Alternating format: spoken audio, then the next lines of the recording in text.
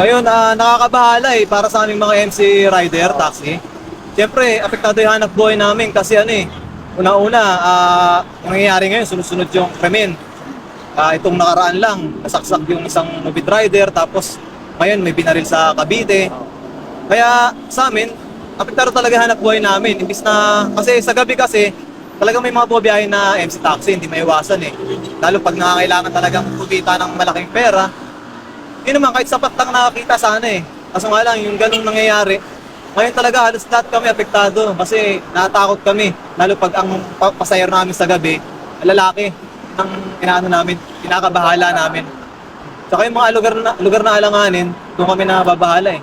May mga area kasi talaga na madalas nangyayari yung ganun. Nag-pick up ka ng pasahero, di mo sure. Pagsakay niya kung criminal na ba yung sakay mo, wala kaming assurance, yung security ba. Ang masasabi ko lang, yung visible, maging visible yung mga pulis. Lalo na sa gabi. Kasi sa gabi lagi ang krimen eh.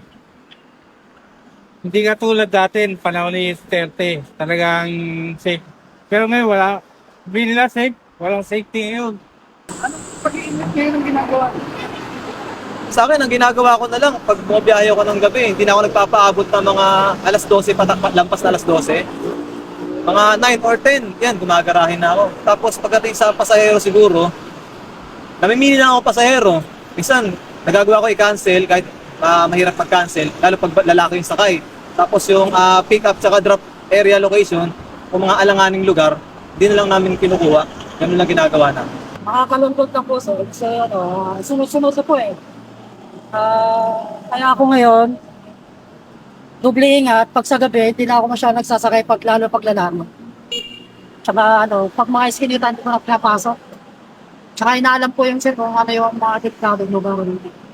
Pero paano kayo naapektuhan masyado po sa mga nangyayari? Sobra sir, siyempre, yun eh. Nakakaawa rin yung nangyari dahil single death yun eh. Pati kami, nalulungkot eh, mga kabaro namin. Tsaka sir, yun nga, takot, pagkabi. Ilag na talaga. Kaya, kasi laki akong alas 12, sa nalaw na, inaabot ako ng gano'n eh. Pag may booking na gano'n, skinita, na po sir. So, kung ingat ka po. Ngayon, gano'n na pag-iingat siya. Anong panawagan sa government? Sana po ma-actionan yung mga ganun sir pa, yung higpitan pa. Kasi lapanan na naman ngayon yung mga masamang gobe, wala nang pinipili.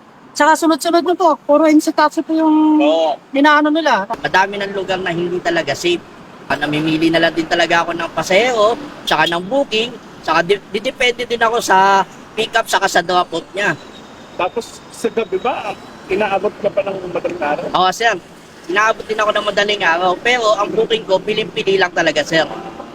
Ganun lang ako bumiyahe. Mas mga babae ang ina-approve ko o... Nagsasakay din naman na lalaki, sir. Kaso, depende rin sa drop-off. Kunyari, ang drop-off netong lalaki, SM Mega Mall, yan, yung mga mall, yan, safe yan.